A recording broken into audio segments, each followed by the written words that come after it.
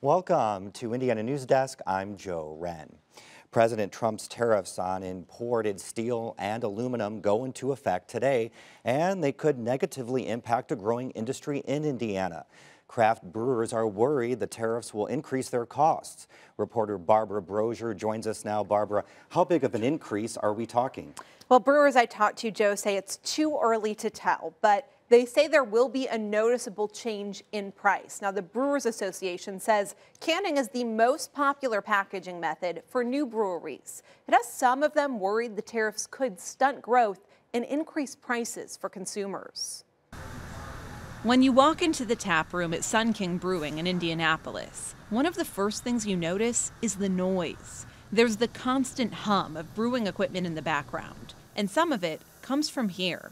Last year we produced the equivalent of 30,000 barrels worth of beer, which is 60,000 kegs of beer, and a little over 50% of it went into aluminum cans. Sun King is one of the largest brewers in Indiana, and the owners decided to can their beer long before it became popular across the industry. We were actually the 53rd canning craft brewery in America. And since that time, it's grown to upwards of 600 or 700 canning breweries. Canning beer is more economical for most breweries. The cans protect the beer from sunlight and oxygen and are lighter to transport.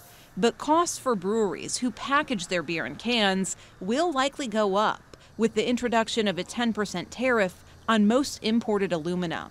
The Brewers Association says 98% of can aluminum is produced in the U.S., but they worry the tariffs could incentivize an overall rise in aluminum prices. We have a contract on our aluminum for the entire year of 2018, so we won't see any major impact on it until the beginning of next year, but that'll be something that once it goes into place and we find out what it's really going to do to the cost of aluminum, that we'll have to figure out what that does to the overall cost of beer. Smaller Indiana breweries like Taxman Brewing in Bargersville are more likely to feel the immediate impact of the tariffs.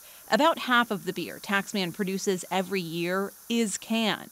The brewery suppliers encourage them to stockpile as many as possible at the current price to temporarily avoid increased costs. But the brewery doesn't have the storage space to do that. Cans are always funny because you have to, when getting printed cans, order a truckload, which is 25 pallets of 8,169 cans each. It's a lot of cans at once. McCloy says it's too early to tell just how much more they'll have to pay for cans. But he says it's an increased cost they'll have to figure out how to make up.